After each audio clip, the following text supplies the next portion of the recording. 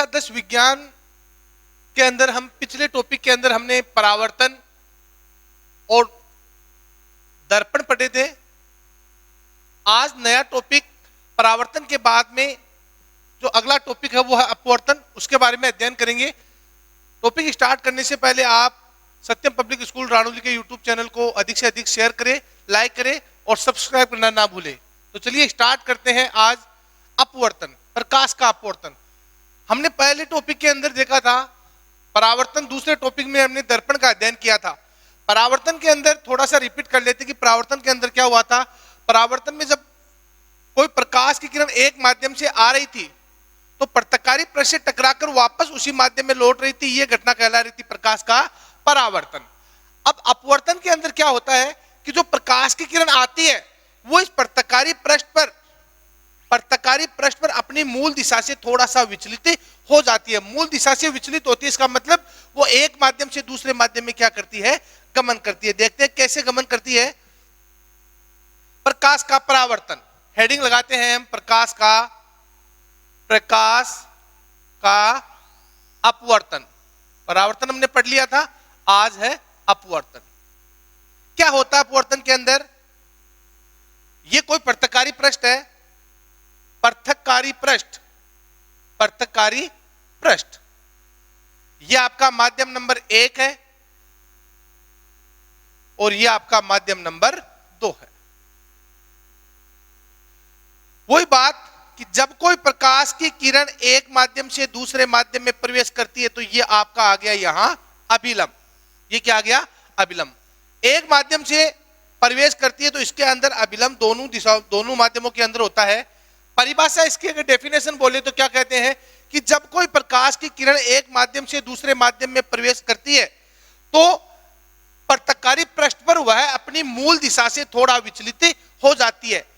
माध्यम नंबर 1 से ये माध्यम नंबर 2 के अंदर प्रवेश कर रही है।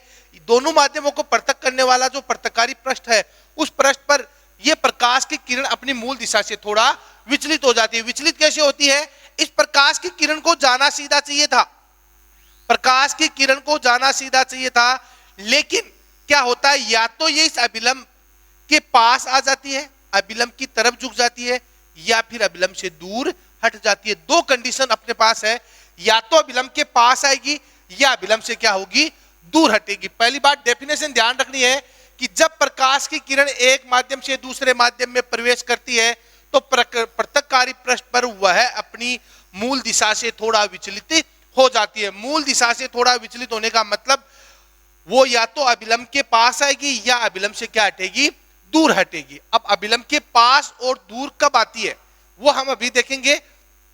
परिभाषा आपको ध्यान रखनी है कि जब प्रकाश की किरण एक माध्यम से दूसरे माध्यम में प्रवेश करती है तो पृथक्कारी पृष्ठ पर वह अपनी मूल दिशा से थोड़ा विचलित हो जाती है। ये देख लीजिए, ये प्रकाश की किरण आई, ये जो किरण है ये इसको कहते हैं आपतित किरण, इसको कहते हैं आपतित किरण।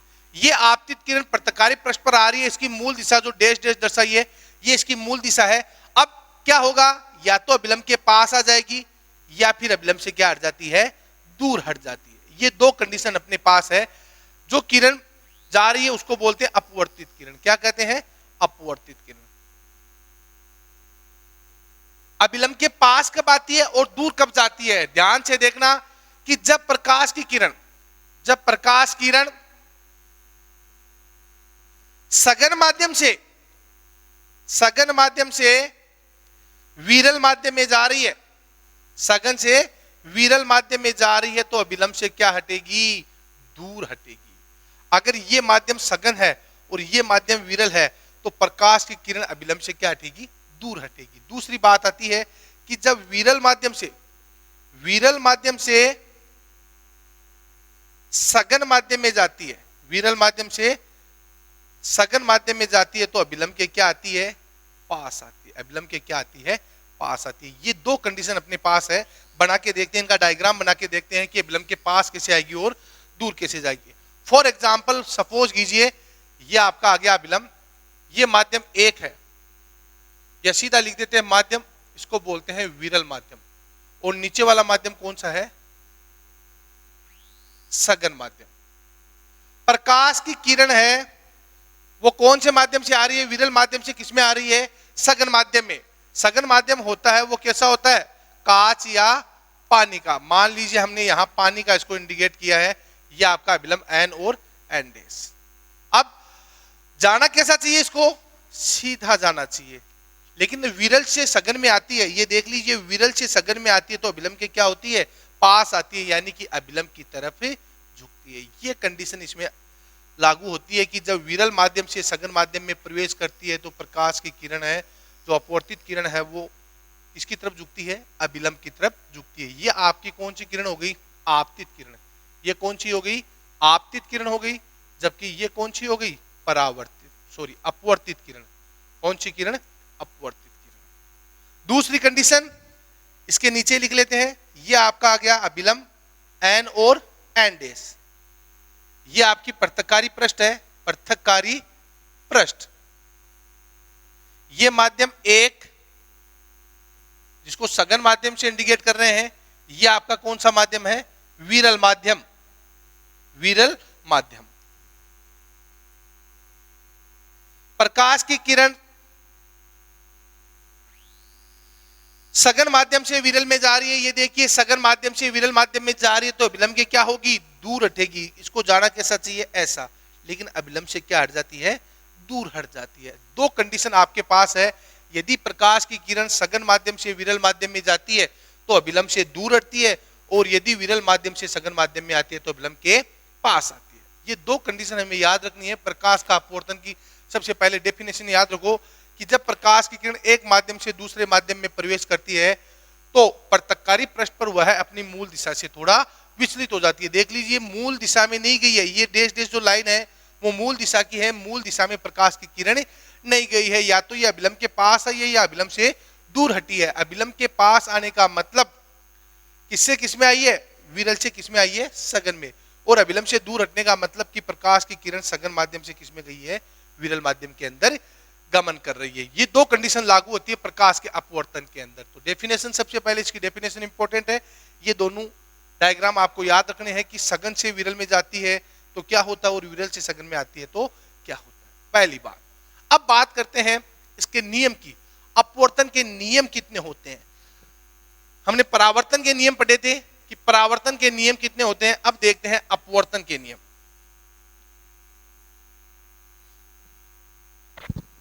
अपवर्तन के नियम, अपवर्तन के नियम। डायग्राम बना लीजिए पहले छोटा सा एक।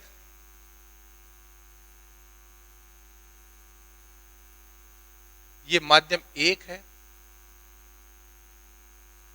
ये माध्यम दो, माध्यम इसको बोलते हैं विरल माध्यम और इसको कह देते हैं सघन माध्यम। ये विरल माध्यम, ये सघन माध्यम, बीच में ये आपकी क्या आ गई, पृथककारी पृष्ठ। ये आपका अभिलंब एन और एन डैश, एन और एन डैश। अब बात करते हैं अपवर्तन के नियम की। तो ये जो किरण आ रही है इसको बोलते हैं आपतित किरण। क्या कहते हैं, आपतित किरण। अब जाना इसको पृथककारी पृष्ठ पर मूल दिशा से विचलित होगी, जाना इसको सीधा चाहिए,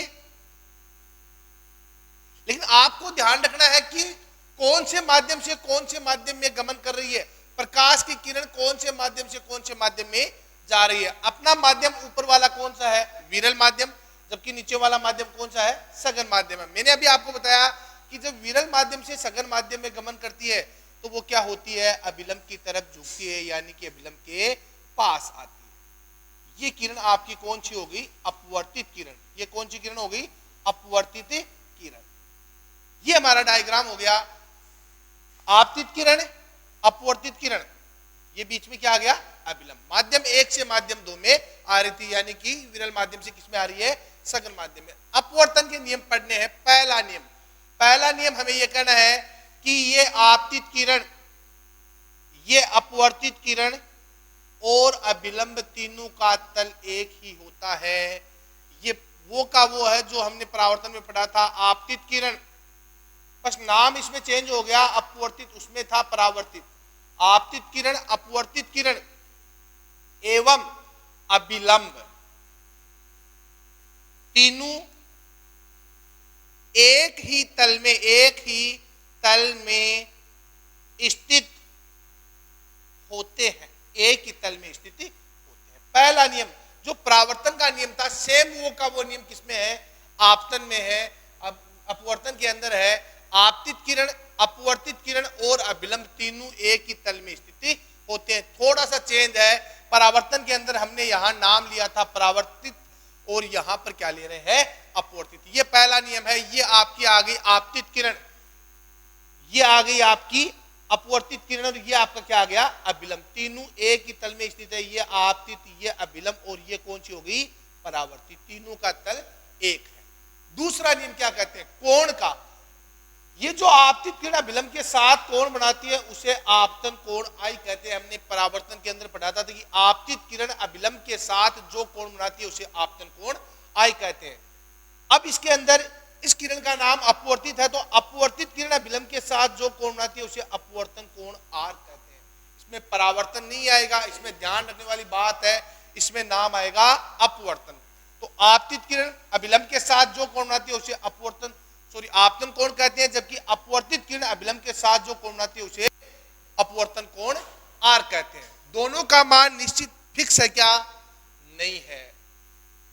परावर्तन के अंदर क्या हुआ था कि आपतन कोण और परावर्तन कोण दोनों का मान समान था, जबकि इसके अंदर दोनों का मान समान नहीं है।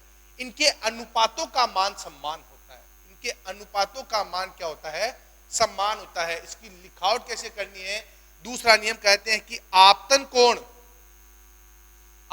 कोण की ज्या साइन आई एवं अपवर्तन कोण की ज्या साइन आर के अनुपात का मान एक स्थिरांक होता है। मीन्स साइन आई बट्टा साइन आर बराबर नियतांक या स्थिरांक या कांस्टेंट। ये दूसरा नियम है। और ध्यान रखना, अपवर्तन का जो दूसरा नियम है उसे स्नेल का नियम कहते हैं। स्नेल का नियम कहते हैं, क्योंकि ये वाली बात है कि साइन आई और साइन आर के अनुपातों का मान एक कांस्टेंट होता है, ये स्नेल नामक वैज्ञानिक ने बताई थी। इसलिए इस अपवर्तन के दूसरे नियम को स्नेल का नियम भी कहते हैं। ये दो नियम है इसके अंदर, ये दो नियम है।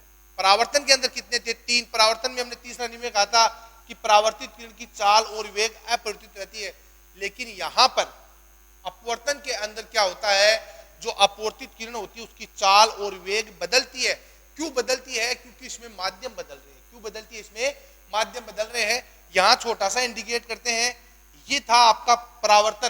परावर्तन के अंदर किरण एक माध्यम से आकर उसी माध्यम में जा रही थी, इसलिए उसमें वेग चाल का मान नहीं बदल रहा था। जबकि अपवर्तन के अंदर किरण है वो एक माध्यम से दूसरे माध्यम में क्या कर रही है, प्रवेश कर रही है, इंटर कर रही है, इसलिए इसके अंदर वेग का मान बदलता है। ये नियम है, अपवर्तन के नियम है। छोटे से दो नियम है, ध्यान रखने वाली बात है।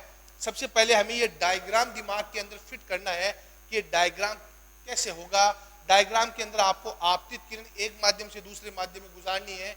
अब ध्यान रखना, वो अभिलंब के कब तो पास आती है और कब अभिलंब से दूर हटती है। जब विरल से सघन में आएगी, जब प्रकाश की किरण विरल से सघन माध्यम में प्रवेश करेगी तो अभिलंब के पास आएगी, अभिलंब की तरफ झुकेगी, और जब सघन से विरल में जाएगी तो वो अभिलंब से दूर है। अपवर्तन के नियम में पहला नियम वही है कि आपतित किरण, अपवर्तित किरण और अभिलंब तीनों का तल एक होता है। दूसरा होता है कि आपतित किरण अभिलंब के साथ जो कोण बनाती है उसे आपतन कोण कहते हैं, अपवर्तित किरण अभिलंब के साथ जो कोण बनाती है उसे अपवर्तन कोण आर कहते हैं। तो दूसरा नियम है आपतन कोण की ज्या साइन आई व अपवर्तन कोण की ज्या साइन आर के अनुपात का मान एक कांस्टेंट होता है। इसको लिखते हैं साइन आई बट्टा साइन आर बराबर नियतांक। इसे स्नेल का नियम कहते हैं। इंपॉर्टेंट बात यह है कि स्नेल का नियम किसे कहते हैं, स्नेल का नियम किसे कहते हैं, अपवर्तन के दूसरे नियम को स्नेल का नियम कहते हैं। ये आपके दो नियम है अपवर्तन के। अपवर्तन के दो नियम है, परिभाषा हो गई, नियम हो गए।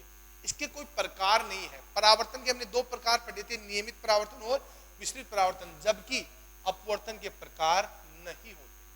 अपवर्तन के प्रकार नहीं होते। हमें केवल दो ही बात ध्यान रखनी है कि अपवर्तन किसे कहते हैं, अपवर्तन के नियम लिखिए।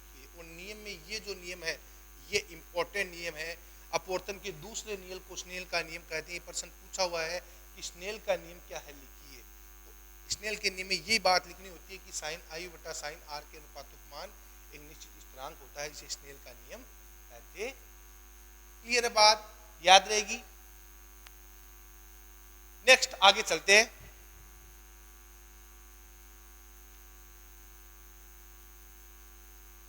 जब हमने अपवर्तन पढ़ा था तो अपवर्तन के अंदर हमने परावर्तन पढ़ा था, तो परावर्तन के अंदर हमने बात की थी दर्पण की। इसकी की थी दर्पण की। आज हम पढ़ रहे हैं अपवर्तन। तो अपवर्तन के अंदर बात किसकी करेंगे, लेंस की करेंगे। किसकी करेंगे, लेंस की। स्टार्ट करते हैं, लेंस क्या होते हैं। देखो, दर्पण को हमने एक खोखले गोले का भाग माना था। ये खोखला गोला था, इसको यहां से कट कर दिया, ये हमारा क्या प्राप्त हो गया, दर्पण प्राप्त हो गया था। तो लेंस को कितने खोखले गोलों का भाग मानते हैं, दो खोखले गोलों का भाग मानते हैं। ये हमारे पास ही एक खोखला गोला है, एक खोखला गोला हमारे पास ही है। ये जो बीच वाली संरचना है ये हमारा लेंस है। तो लेंस को कितने खोखले गोलों का भाग मानते हैं, दो खोखले गोलों का भाग मानते हैं। मान लो एक लेंस और बनाए, दोनों पास पास बना देते हैं खोखले गोले, इनको यहाँ से जोड़ देते हैं। ये वाली जो संरचना है ये क्या कहलाती है, लेंस है। ये लेंस, ये भी लेंस, ये अवतल लेंस है। ये कौन सा लेंस है, उत्तल लेंस है। इनको बीच में से यहाँ से मान लो मिटा देते हैं, ये वाला। तो लेंस क्या होते हैं, किसे कहते हैं, डेफिनेशन लिखते हैं इसकी।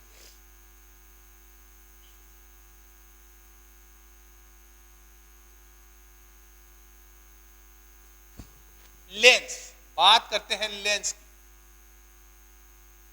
लेंस को दो खोखले गोलों का भाग माना जाता है। लेंस को दो खोखले गोलों का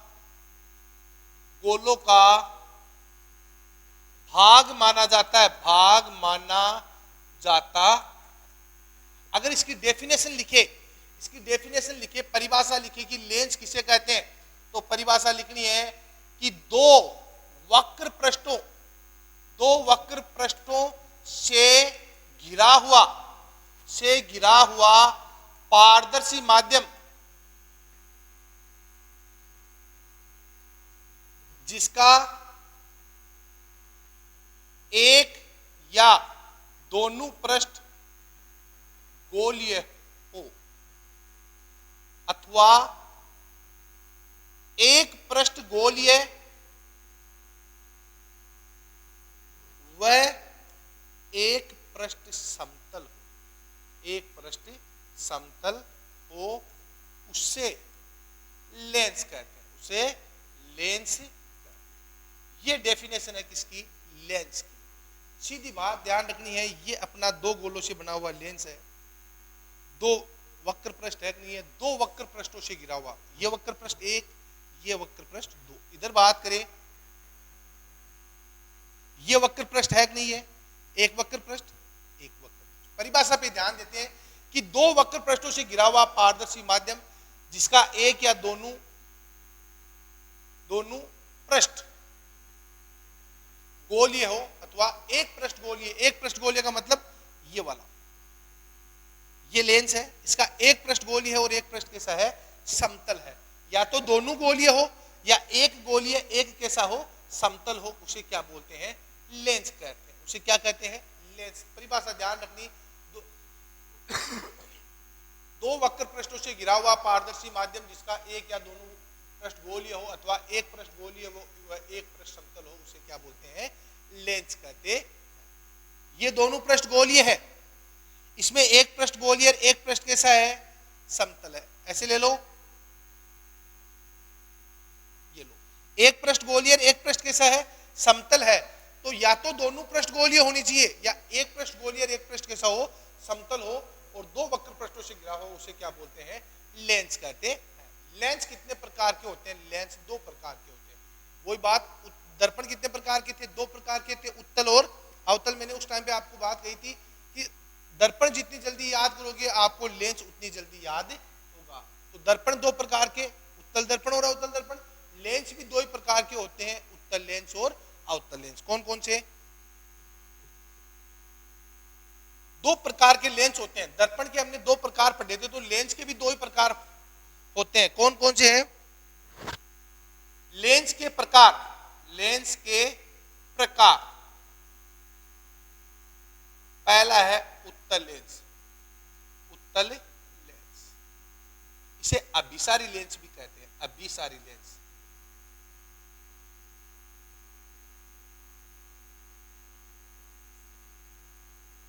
उत्तल लेंस वह अभिसारी लेंस।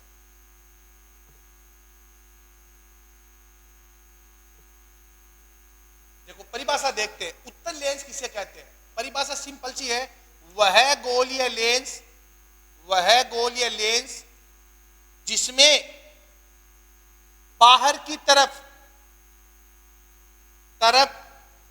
उभरे हुए दो गोलीय वक्र, दो वक्र पृष्ठ, सीधा लिख दो, दो वक्र पृष्ठ हो, उससे क्या कहते हैं? उसे उत्तल लेंस कहते हैं। वह गोलीय लेंस जिसमें बाहर की तरफ उभरे हुए, ये वाला, ये एक गोलीय पृष्ठ है, ये एक गोलीय पृष्ठ है, बाहर की तरफ उभरे हुए है, तो वह गोलीय लेंस जिसमें बाहर की तरफ उभरे हुए दो वक्र पृष्ठ हो, उसे कौन सा लेंस कहते हैं? उत्तल लेंस कहते हैं। ये इंपॉर्टेंट बात है, डेफिनेशन इसकी याद होनी चाहिए कि वह गोलीय लेंस जिसमें बाहर की तरफ उभरे हुए दो वक्र पृष्ठ, उसे उत्तल लेंस कहते हैं। अब इसका एक गुण और होता है, ये जो उत्तल लेंस होते हैं, ये बीच में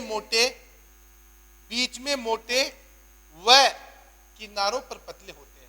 किनारों पर पतले। उत्तल लेंस किसे कहते हैं? परिभाषा बोलोगे कि वह गोलीय लेंस जिसमें बाहर की तरफ उभरे हुए दो वक्र पृष्ठ हो, उसे उत्तल लेंस कहते हैं। उत्तल लेंस बीच में मोटे व किनारों पर पतले होते हैं। अब बात करते हैं कि इसे अभिसारी लेंस भी कहते हैं। इसे क्या कहते हैं? अभिसारी लेंस। क्यों कहते हैं अभिसारी लेंस? क्योंकि ये क्या करता है? अपवर्तन। अभिसारी का मतलब होता है केंद्रित करना। अभिसारी का मतलब क्या होता है? केंद्रित करना, केंद्रित, एक जगह केंद्रित करना। इसे अभिसारी लेंस इसलिए कहते हैं कि यह प्रकाश की किरणों को अपवर्तन के पश्चात एक जगह केंद्रित करता है। प्रकाश की किरणों को अपवर्तन के पश्चात क्या करता है? एक जगह केंद्रित करता है, इसलिए इसे अभिसारी लेंस भी कहते हैं। कोई पूछ ले कि उत्तल लेंस को अभिसारी लेंस क्यों कहते हैं, बताइए। तो सीधी सी बात है कि उत्तल लेंस प्रकाश की किरणों को अपवर्तन के पश्चात एक जगह अभिसारित करता है, एक जगह केंद्रित करता है, इसलिए इसे अभिसारी लेंस कहते हैं। दूसरा लेंस की बात करते हैं। दूसरा लेंस आता है अवतल लेंस। दूसरा लेंस आता है अवतल लेंस। इसका ठीक उल्टा करोगे कि वह गोलीय लेंस जिसमें बाहर की तरफ उभरे हुए है। अब इसमें किसकी तरफ? अंदर की तरफ। वह गोलीय लेंस जिसमें अंदर की तरफ धसे हुए दो वक्र पृष्ठ हो, अंदर की तरफ धसे हुए दो वक्र पृष्ठ हो, उसे क्या कहते हैं? अवतल लेंस कहते हैं। ये वाला डायग्राम बनाना है, ये वाला डायग्राम, ये किसका है? अवतल लेंस का। देख लीजिए, इसमें बाहर की तरफ उभरे हुए दो वक्र, सॉरी अंदर की तरफ उभरे हुए दो वक्र पृष्ठ हैं। इसमें बाहर की तरफ उभरे हुए थे, इसमें देख लो अंदर की तरफ धसे हुए हैं ऐसे। ये लेंस होते हैं अवतल लेंस। ये बीच में पतले व किनारों पर क्या होते हैं? किनारों पर मोटे होते हैं। बीच में पतले व किनारों पर कैसे होते हैं? मोटे होते हैं। इनका दूसरा नाम, इन्हें अपसारी लेंस भी कहते हैं। क्यों कहते हैं अपसारी लेंस? क्योंकि ये अपवर्तन के पश्चात प्रकाश की किरणों को फैलाने का काम करते हैं। अपसारी का मतलब होता है फैलाना। अपसारी का मतलब क्या होता है? फैलाना। तो ये प्रकाश की किरणों को अपवर्तन के पश्चात फैलाने का कार्य करते हैं, इसलिए इन्हें अपसारी लेंस भी कहते हैं। ये छोटा सा टॉपिक है अपना। लेंस किसे कहते हैं?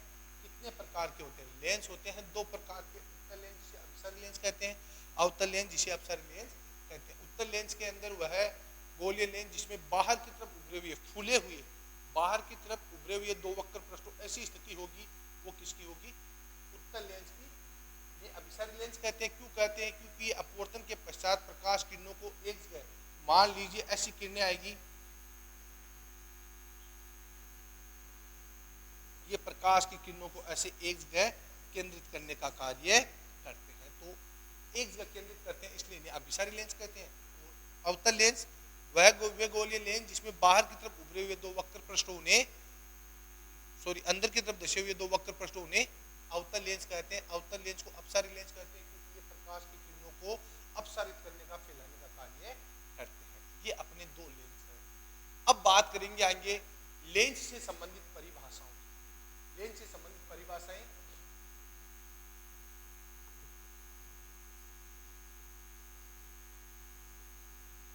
लेंस से संबंधित परिभाषाएं।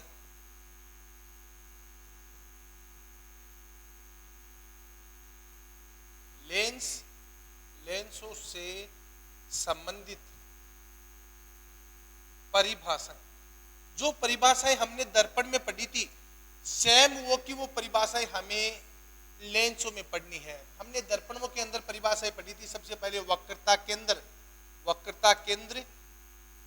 वक्रता त्रिज्या। ये परिभाषा दर्पण से संबंधित लिख रहा हूं यहाँ पे, दर्पण से संबंधित वक्रता केंद्र व वक्रता त्रिज्या, ये परिभाषा हमने पढ़ी थी। दूसरी हमने पढ़ी थी मुख्य अक्ष, धूर्व की पढ़ी थी हमने, धूर्व। हमने पढ़ी थी मुख्य फोकस की, हमने पढ़ी थी फोकस दूरी, द्वारक या उत्तल की। ये परिभाषाएं हमने दर्पण के अंदर पढ़ी थी। अब सेम वो की वो परिभाषाएं, ये ध्यान रखना कि दर्पण को एक खोखले गोले का भाग माना था और लेंस को कितने खोखले गोलों का भाग मान रहे हो? दो खोखले गोलों का भाग मान रहे हो। तो पहली परिभाषा है वक्रता केंद्र, जिनको बोलते हैं C1 व C2। क्या होगी परिभाषा? लेंस को दो खोखले गोलों का भाग मानते हैं, गोला 1 और गोला 2। ये जो बीच वाली संरचना है ये क्या है? अपना लेंस है। इसके अंदर इस गोले का केंद्र ये हो गया, इस गोले का केंद्र ये, इसको बोलते हैं C1 और इसको क्या बोलते हैं? C2। तो ये परिभाषा होगी वक्रता केंद्र। लेंस को दो खोखले गोलों का भाग माना जाता है, अतः इसके केंद्र को वक्रता केंद्र C1 व C2 है। सिंपल सी परिभाषा है।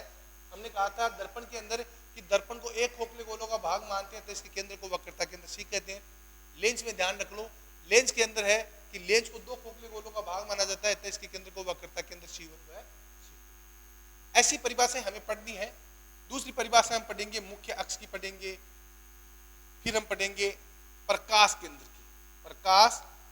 की, फिर हमें पढ़नी है मुख्य फोकस की। इसको ऐप से इंडिकेट करेंगे, ऐप से, इसको ओ से इंडिकेट करेंगे। फिर हम पांचवी परिभाषा पढ़ेंगे फोकस दूरी की। ये परिभाषाएं हम अगले टॉपिक के अंदर, अगली क्लास के अंदर हम ये परिभाषाएं पढ़ेंगे। इससे पहले आप जो आज पढ़ा है आपने, अपवर्तन क्या होता है, अपवर्तन किसे कहते हैं, अपवर्तन कितने प्रकार का होता है, इसके बारे में आप वीडियो को देख के अच्छे से अध्ययन करना। Thank you.